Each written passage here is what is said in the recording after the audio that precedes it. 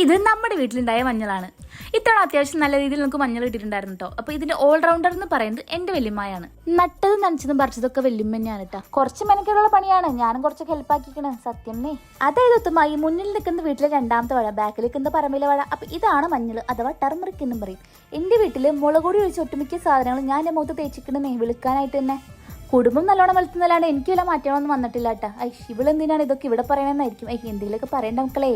പക്ഷേ ഞാൻ നിങ്ങൾക്ക് ഇന്നൊരു അടിപൊളി പാക്ക് പറഞ്ഞുതരാം. എടാ അപ്പോഴേ നമുക്കിതിന് കുറച്ച് പച്ചമഞ്ഞളും അതേപോലെ തന്നെ കുറച്ച് തേനും മാത്രം മതി. വെളുത്തിട്ട് പാറൊന്നുമില്ലെങ്കിലും നിങ്ങളുടെ മുഖം നല്ല രീതിക്ക് ക്ലിയർ ആവും. പിമ്പിൾസും ഡാർക്ക് സ്പോട്ട്സും ഒക്കെ ഉള്ള ആൾക്കാരാണ് നല്ല രീതിക്ക് ക്ലിയർ ആവുകയും ചെയ്യും, ബ്രൈറ്റ് ആവുകയും ചെയ്യും. നിങ്ങളും ജസ്റ്റ് ട്രൈ ചെയ്ത് നോക്കുന്നേ വീട്ടിലുണ്ടെങ്കിൽ.